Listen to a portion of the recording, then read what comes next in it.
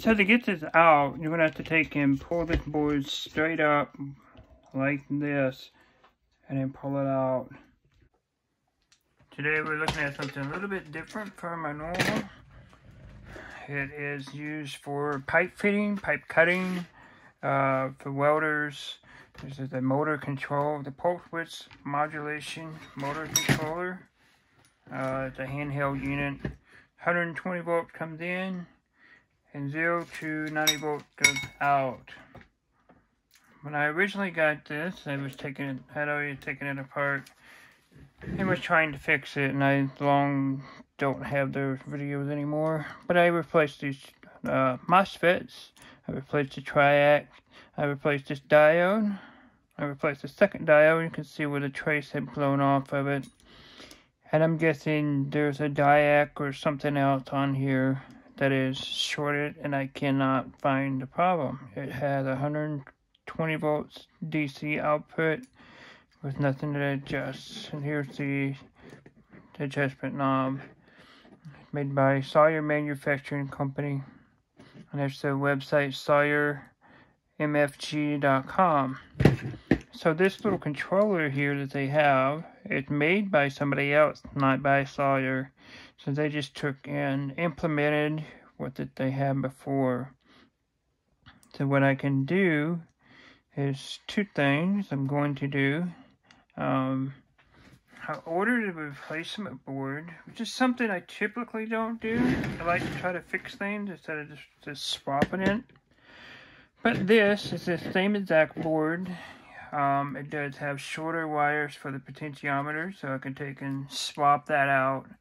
I'll just remove the wires from this one here and put it in here. So I have to take this plate off anyway. But this replacement part cost $49 at the time, plus change for shipment and all that. And it's made by KB Control, kb-control.com. That's the website. On the bottom of this guy here, it had this label. It was a KBDM-14 is what it had for the label. So it's kind of, I had to do some searching for that. And I've had this thing for a couple of months, sitting here on my desk. If you've seen some of my previous videos, it's just been sitting there. And I finally found the source and all that. So I'm going to take this off and put it on the other unit. Actually, what I want to do is check and show you what this one can do in voltage-wise, and then we'll compare the two. Now, what this actually does, and if you're a welder or a cutter, a pipe fitter, you already know this, but I'm talking to my subscribers. They won't know what this is, generally. This thing here is for, like I said, it's a speed control for a motor that somebody would clamp down on this carriage thing, basically, and it holds a torch or a plasma cutter, I'm not sure which, and it will cut or weld that pipe that they're working on. It's for the pipeline. It's a big pipe, so you don't want to have to sit there and hand cut this, and this one will fit around it, and the motor itself will go around it. It has its own little track. And that's what this does. You can have forward and reverse and off, and it has the speed control here from 0 to 110, or 0 to 100. So this is actually only rated to 0 to 90 volts. I'm not sure why they have 100 volts here, unless they have something that they have wired up, like with this resistor here for the switch, to reduce or increase the speed, reduce something in circuitry. So that's why I'm telling you this, so you know yourself. Yeah, so we're just going to take this apart. I kind of want to do that first to show you that they are identical.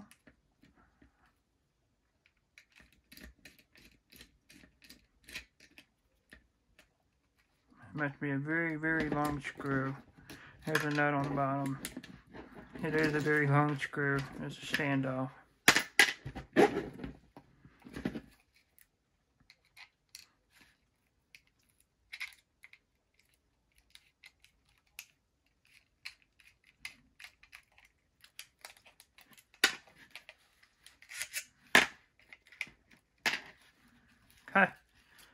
Same board.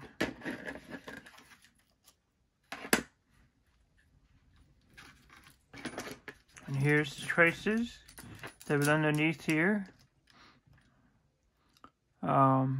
It's like the soldering job, the flashing from the solder is not the best, but I mean, if it's homemade, if it's something done at their own shop, then I can understand that, but I just don't like, that's kind of just shitty to me, my opinion.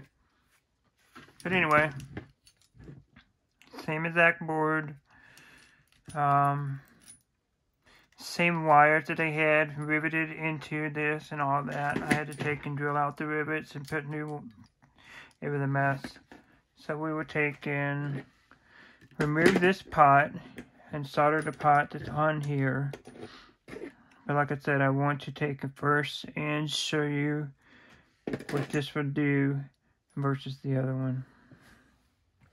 Okay, so I am going to plug in the voltmeter, meter leads to the plug. And then we're going to apply power. Now this is the one I have tried fixing before and it didn't work. Alright, now we're going to turn it on.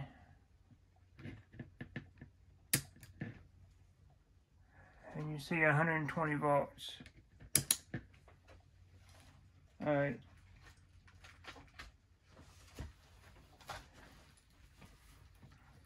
And I'm going to change that board out. And hopefully my thinking is not wrong. I don't think you have to have this loaded for it to have 0 volts. I don't think you do. Alright, so what we're going to do is we're just going to do wire by wire. I figured if this helps anybody replacing their own circuit board, more power to them. I do not know how much Sawyer Manufacturing will charge. I will send them an email and I'll include that in this video so you can have the option of having them fix it or you just do it yourself, you know, whether you want to save yourself money or have somebody else do it for you. Now it's what a wire I took off with the one to the left, which is the same one, which is that one.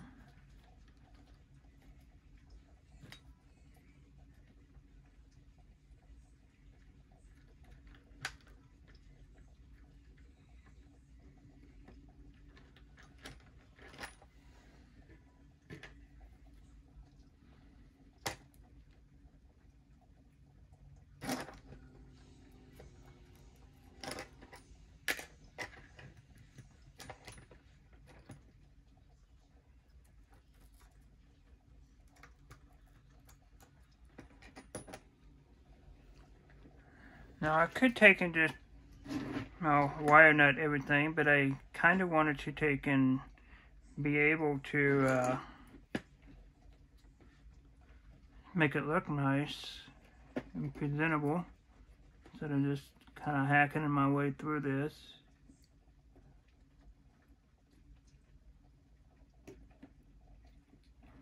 I'm using a toothpick.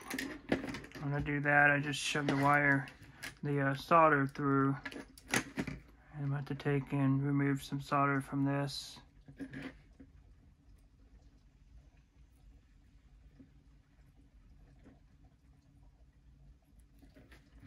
And I've shoved through the hole. I don't think it quite made the hole big enough.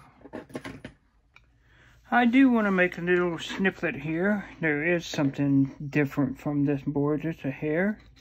Just a hair.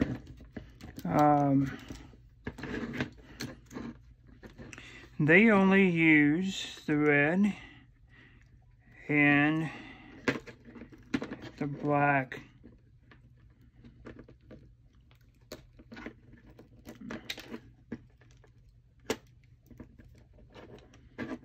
So the yellow and the brown is not used. And they have the two blue, just like these are. Like I said, I had to cut and drill them out. So, we were placing these. All you have to do is cut out the yellow and the brown.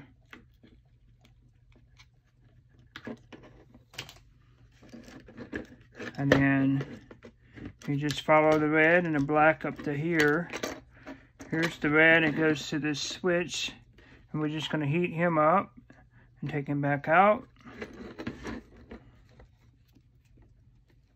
I can actually just cut this wire and heat it up and take the rest of it out instead of trying to struggle. But we'll struggle and see.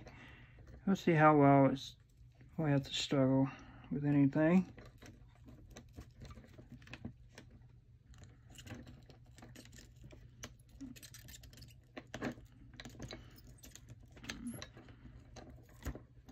Good, we left some solder in that hole. I'm going to tin this wire here.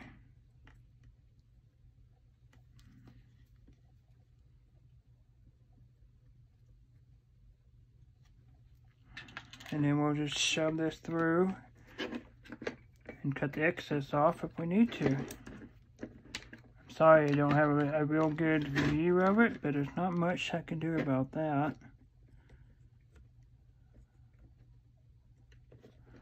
Okay, now let's find the black wire, and he's way over here tucked on the back side. We'll do the same, we'll heat him up and pull him out.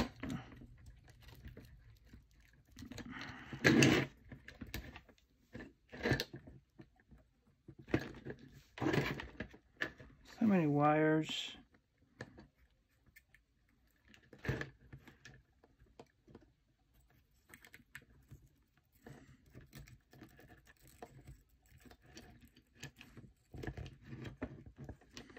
Ooh, it's hot, hot, hot, hot.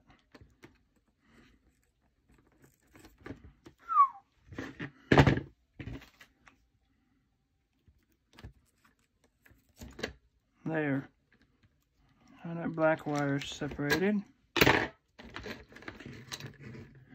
Again, we're going to tin this black wire here.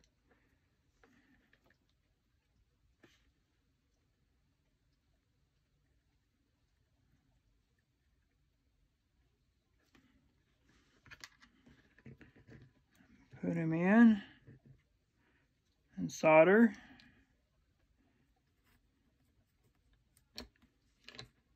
Hopefully I have enough. Yep, okay. Come back, Thumbo. There we go. Now all we have left is the two blue wires. I will have to take and do a cut and splice. I can't take and run it straight. So we'll just have to cut and splice those. But we can still look and see. So this wire here goes to the breaker. Let's see, can we take that out?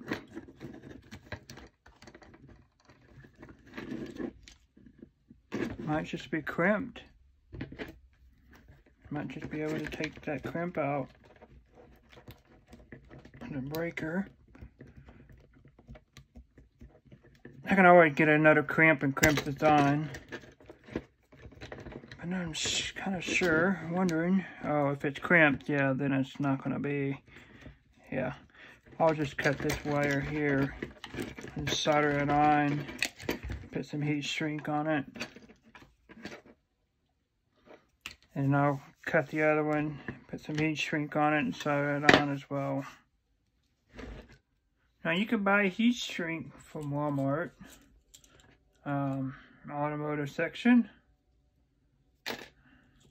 Truthfully, most of you guys that's going to be watching this probably will just take and hopefully cut and just match the wires up to where they correspond to, and you're likely just to take and wire nut them all instead of doing the whole hassle of trying to do what I'm doing here. But I like to take and make this be as close as possible to what the original manufacturer had done prior. That way my work looks reputable and I don't have to worry about wire nuts. But whatever you do to yours, whatever floats your boat,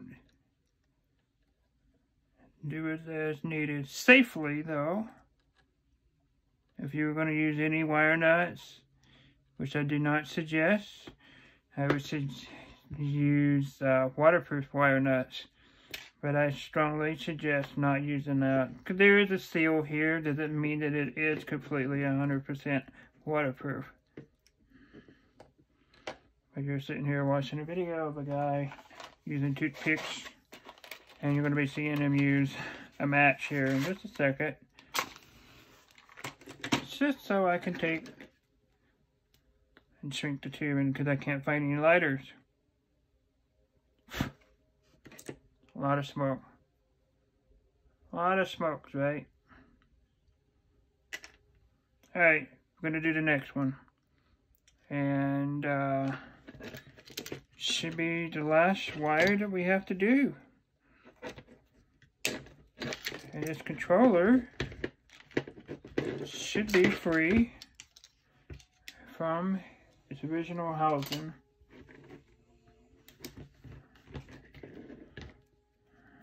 Take in. I don't know where my wire strippers are either, but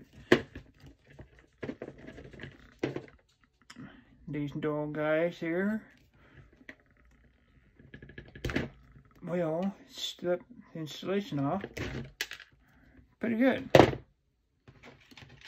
I'll take and put another chunk of heat shrink here. And what I like to do is I like to twist the wire around. And we're going to make that kind of a connection. Solder it. It's not a military splice, it's just a splice. You'll never have problems with this.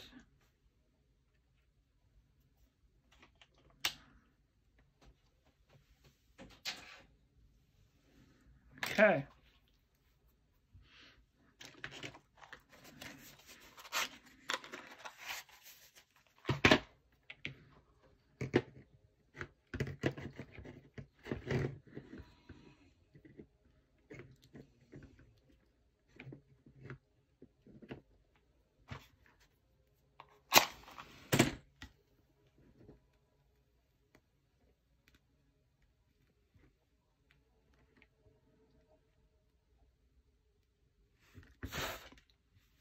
I'm MacGyvering it today.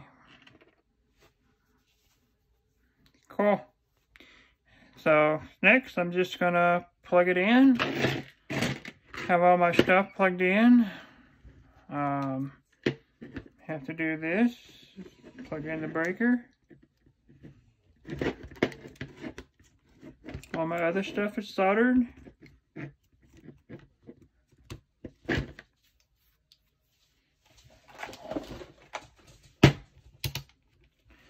The voltmeter. Clear the board out of my way.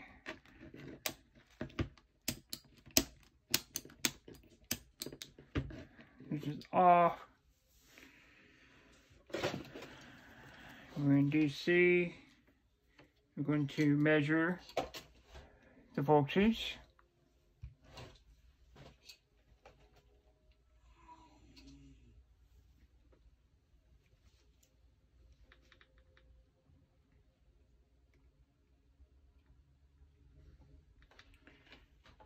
See what happens when we plugged it in without it switched on. Nothing. Okay. Now we're going to switch it on. 120. So I was right. You have to have this loaded down with a motor. So that other circuit board, I did actually fix it. But if you're not trying to source out parts and whatnot, for 50 bucks plus shipping, It's just simpler to take and change it out. So if you are interested in changing and try and fix it yourself, the MOSFET that you use is an NTE 5465, and that's for both of these. It's a TRIAC. It's a 2N4990. These diodes are just a 1N5408 for these two diodes here. And that should fix your circuit board. But for $50, and having to order all this stuff, and it's like $16, I think, for parts. Wham bam, thank you ma'am, you're done. So, I'm calling this fixed. You have to have the motor voltage loaded down, because, yeah, I'm doing the same thing as the other one. Thanks for watching my videos, guys. We'll see you next time. To put it back in, it goes the same way. You just shove it down in the hole. I wanted to add that little side note before I get 100 emails asking how exactly I did this. And that's how you do it.